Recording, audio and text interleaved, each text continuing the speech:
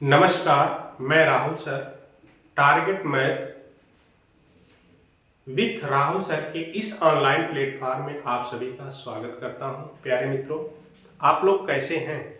हमें विश्वास है कि आप लोग स्वस्थ होंगे, मस्त होंगे और अपनी पढ़ाई खूब भली-भांति अच्छी तरीके से कर रहे होंगे। तो चलिए प्यारे मित्रों, आज हम शुरू करने वाले हैं कल के सेशन से रिलेशन। जो संख्या पद्धति है उसमें हम कल पढ़ाए थे रियल नंबर में इंटीजर और डेसिमल पढ़ाए थे। डेसिमल में आपको मिला था रिक्यूरिंग और नॉन रिक्यूरिंग। आज हम उसी रिक्यूरिंग और नॉन रिक्यूरिंग की बात करेंगे। तो बेटा देखिए, रिक्यूरिंग यानी जो नॉन टर्मिनेटिंग है अशांत में, उसमें आपको मिलेगा रिक्यूरिंग और नॉन रिक्यूरिंग।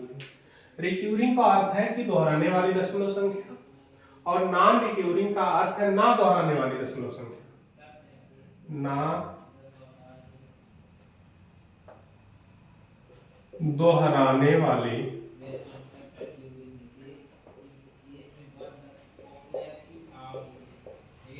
संख्या। हाँ, तो मेरे प्यारे बच्चों, आप लोग वीडियो के लास्ट तक बने रहिएगा। बहुत मजा आने वाला है इस सेशन में और वीडियो को स्किप मत करिएगा, अंत तक जरूर देखिएगा। खूब अच्छी तरीके से समझ में आने वाला है। बस ज्यादा समय नहीं लूंगा, बस 5 मिनट के लिए। चलिए देखिए, अब ये जो रिक्यूरिंग है इसके बारे में समझते हैं। रिक्यूरिंग का मतलब दोहराने वाली संख्या।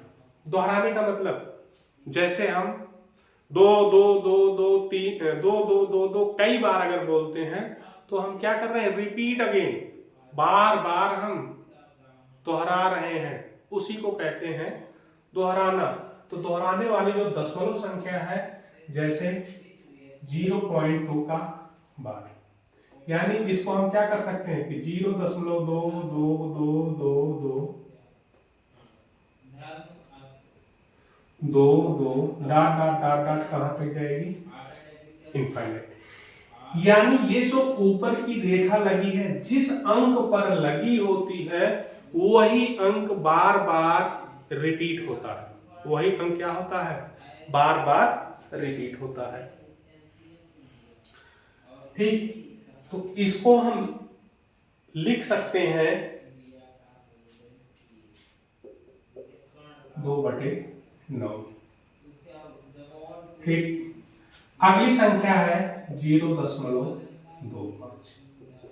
अब इसमें देखिए 0.25 जो है, इसमें क्या रिपीट हो रहा है? इसमें जितनी संख्याओं पर बार लगा है वही संख्या अगेन होगी। वही संख्या क्या होगी? री अगेन, दोबारा होगी। यानी 0.25 25 25 25, यानी डाट डाट डाट डाट कहां तक होगी मेरे प्यारे बच्चों? अनंत तक होगी। कहां तक होगी? अनंत तक होगी।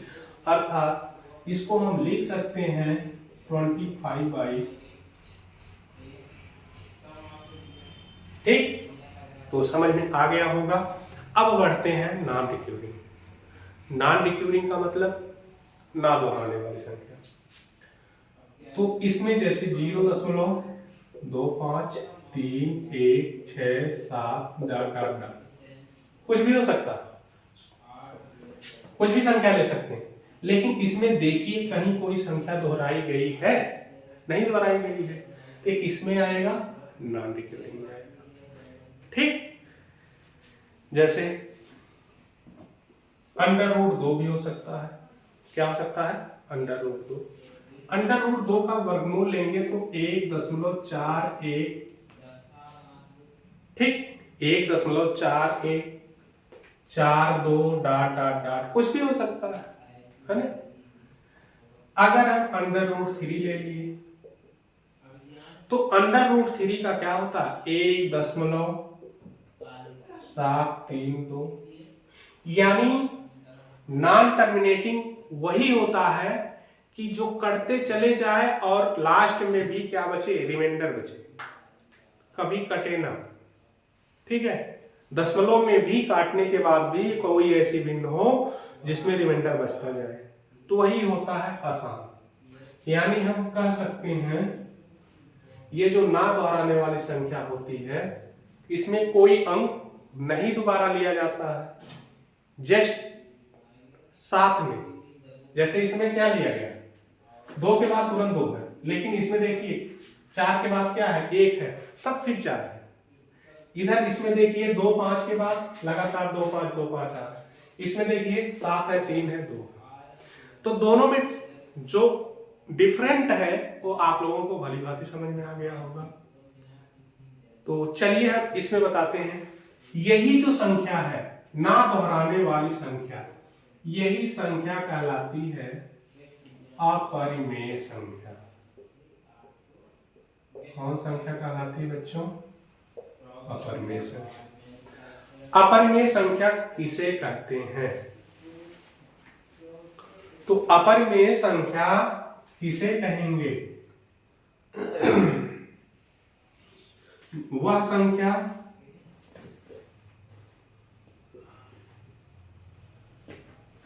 जो P/Q के रूप में ना लिख सकें, जो P/Q के रूप में ना लिख सकें, अर्थात Q बराबर 0, ऐसी संख्या अपरिमेय होती है। तो बच्चों ये समझ में आ गया होगा आप लोगों को। तो चलिए हम फिर आगे की तरफ बढ़ते हैं। अगला हमारा है इंटीजर।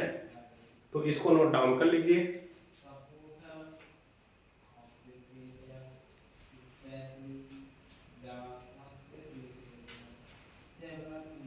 हमें लगता है आप लोग नोट डाउन कर लिए होंगे। चलिए इसको अरेंज करते हैं।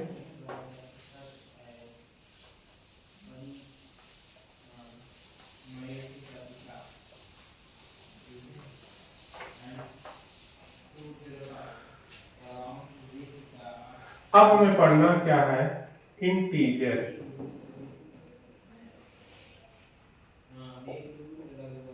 Integer number. इंटीजर नंबर्स क्या, यानी इसकी हिंदी क्या है, पूर्णांक संख्याएं। पूर्णांक संख्याएं क्या है, पूर्णांक संख्याएं। अब देखिए ये जो इंटीजर होता है ये 2 टाइप का होता है।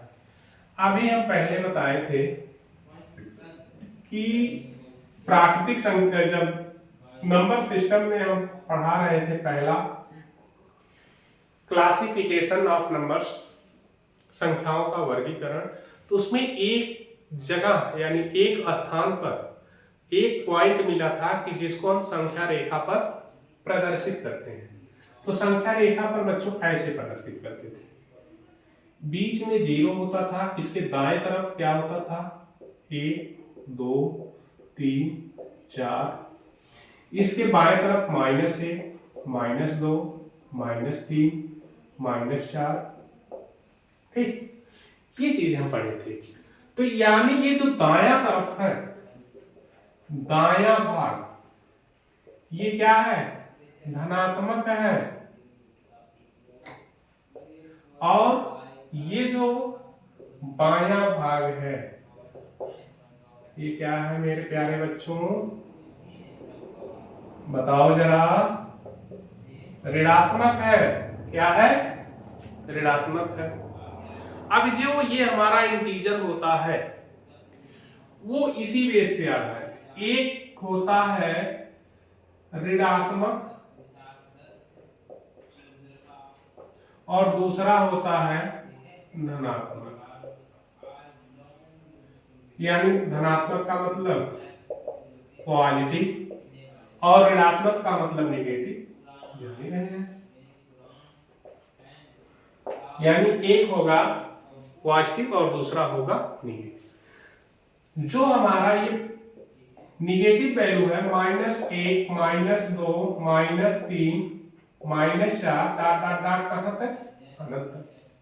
ये किस में आएगी, तो ऋणात्मक पूर्णांक में आएगी, नेगेटिव इंटीजर में आएगी।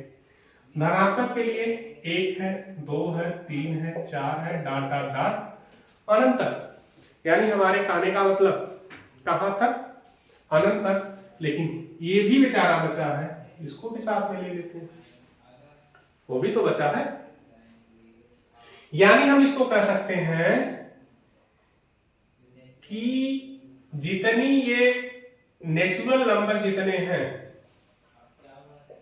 यही आपके क्या है, ये 0 को छोड़ करके बाकी जितनी संख्याएं बच रही, 1 2 3 डॉट डॉट डॉट अनंत तक, ये कौन सी संख्या होगी, प्राकृतिक संख्या होगी। स्टेप बाय स्टेप समझाऊंगा, कौन सी संख्या होगी, प्राकृतिक संख्या होगी। और ये आपका क्या है, 0 है। अब ध्यान दो, पॉजिटिव हमने पढ़ लिया, धनात्मक में आ गए। अब हमने इसमें दो पार्ट में किया क्या, एक नेचुरल नंबर निकाल लिए, प्राकृतिक संख्या जो गणना के काम आए, और एक 0 है, इसमें सम्मिलित है। अब इसी दोनों को मिला करके यदि हम देखें तो ये होता है होल नंबर। क्या होता है, होल नंबर। अर्थात ये होल नंबर किसके बराबर होगा, तो पॉजिटिव इंटीजर के बराबर होगा।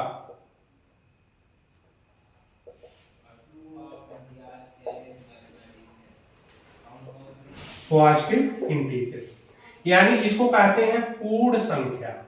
कौन सी संख्या, पूर्ण संख्या। एग्जाम्पल इसका क्या होगा, पूर्ण संख्या का 0 1 2 3 डॉट डॉट डॉट कहां तक, अनंत तक। तो हमने क्या पढ़ा, ऋणात्मक। दूसरा क्या पढ़ा, धनात्मक। धनात्मक के अंतर्गत 0 से लेकर के अनंत तक के बीच में 0 दो पार्ट में बांटा, 0 अलग किया, और बाकी 1 से लेकर अनंत तक।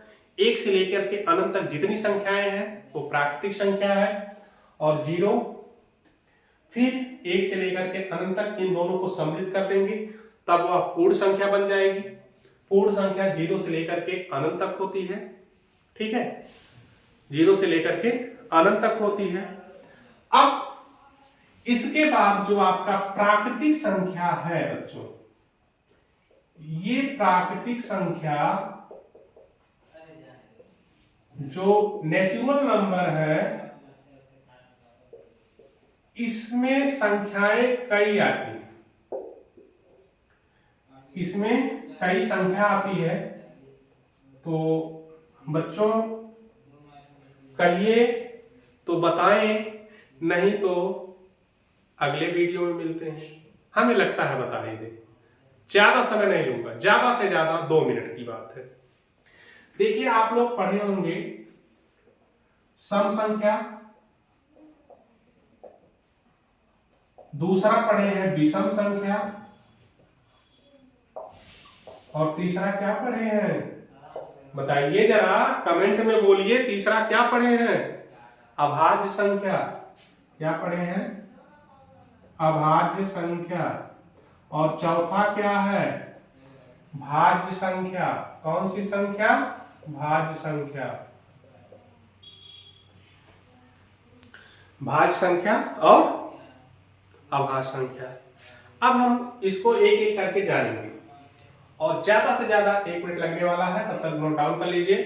1 मिनट और समय दीजिए, बस हम आगे की तरफ बढ़ते हैं। आज हमारा ये क्लासिफिकेशन यही खत्म होने वाला है। चलिए आप लोग नोट डाउन कर लिए होंगे, इसको इरेज करते हैं।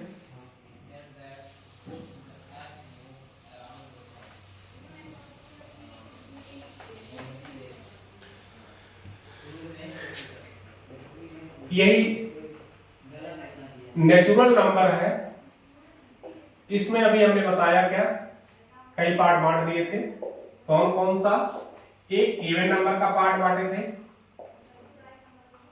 और दूसरा ऑड नंबर का पार्ट बांटे थे, ऑड नंबर, और तीसरा था प्राइम नंबर और चौथा था कंपोजिट नंबर। हाँ तो मेरे प्यारे बच्चों, ये चीज समझ में आ रहा होगा, नहीं आ रहा होगा तो बता रहे हैं। इसको कहते हैं सम संख्या, विषम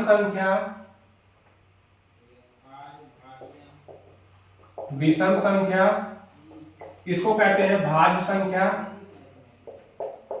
और इसको कहते हैं अभाज्य संख्या। कौन सी संख्या कहते हैं? अभाज्य संख्या। अब एक एक करके हम जान लेंगे विद एग्जांपल के साथ। सम संख्या वह संख्या जो 2 से विभाजित हो, वह संख्या जो 2 से विभाजित हो उसे कौन सी संख्या कहेंगे मेरे प्यारे बच्चों? तो सम संख्या कहेंगे। वह संख्या जो 2 से पूर्णतः विभाज्य हो, कौन सी संख्या होगी? सम संख्या होगी। एग्जाम्पल है 4, 2, 6, 8, 10 ... इनफाइनाइट। ये आ गया होगा समझ में।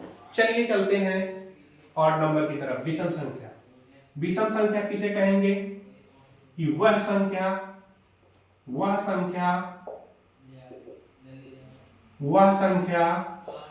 जो 2 से पूर्णतः विभाजित ना हो, विषम संख्या कहलाती है। जो पूर्णतः विभाजित ना हो विषम संख्या कहलाती है। विद एग्जांपल के साथ हम चलते हैं। जैसे 3 है, 5 है, 7 है, 9 है, 11 है, 13 है, ऐसो ऑन। कहां तक मेरे प्यारे बच्चों? अनंत तक। कोई भी विषम संख्या होगी कहां तक जाएगी? अनंत तक जाएगी। अब आते हैं भाज्य संख्या।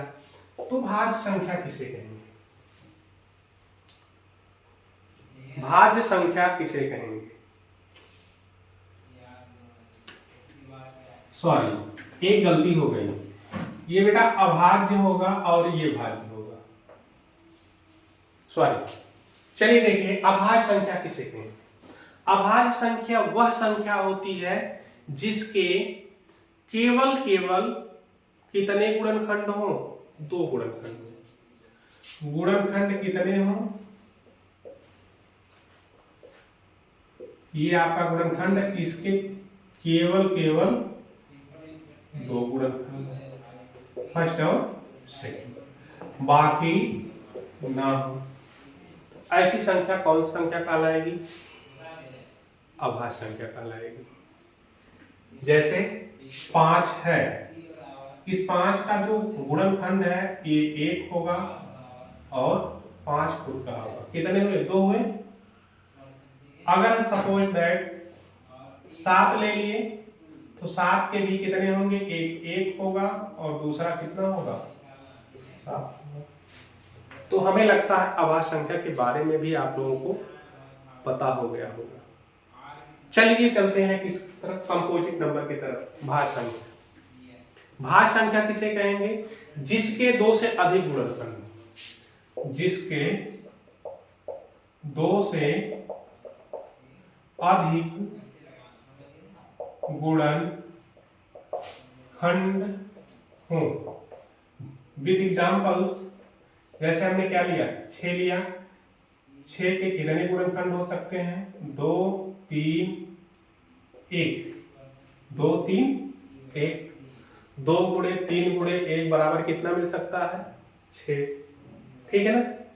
तो कितने हुए? 1, 2, 3 हो गए ना? 2 से अधिक हुए कि नहीं हुए? हो गए। ऐसे हम 8 लेंगे। 2 दूनी 4 दूनी 8, 2 से अधिक हुए।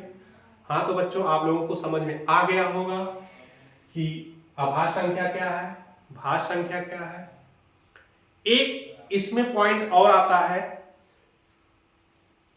कि कभी कभी एग्जाम में पूछा जाता है, कभी कभी क्या बराबर कंपटीशन में भी पूछा जाता है कि सबसे छोटी एकमात्र सम अभाज्य संख्या कौन सी है। तो सबसे छोटी एकमात्र सम अभाज्य संख्या मेरे प्यारे बच्चों वो कौन सी है? वो यही संख्या है। कौन सी संख्या है? 2 है। कौन सी संख्या है? 2 है। तो चलिए 1 मिनट का और समय मैं लेना चाह रहा हूं, जिसमें आपका बचा है सह अभाज्य संख्या। सह अभाज्य संख्या क्या है? तो ये जो सह अभाज्य संख्या होती है इसको कहते हैं कोप्राइम नंबर्स। क्या कहते हैं? Coprime numbers. जिन जोड़े में से, जैसे हमने 2 का जोड़ा ले ली, जैसे 3 है 5 है 7 है 3 है, कह रहा है कि जिन जोड़े में से कुछ भी कॉमन ना हो, जिन जोड़े में से कुछ भी कॉमन ना हो वह जोड़ा कहलाता क्या है? तो सह अभाज्य संख्या कहलाता है। जैसे 3 5, इसमें से कोई संख्या कॉमन होगी? नहीं होगी। 7 3, इसमें से कोई नहीं होगी। अगर हम सपोज दैट 2 और 8 ले लेते तो इसमें से 2 कॉमन हो जाता, बचता क्या? 1 कामा 4 बचता कि नहीं बचता?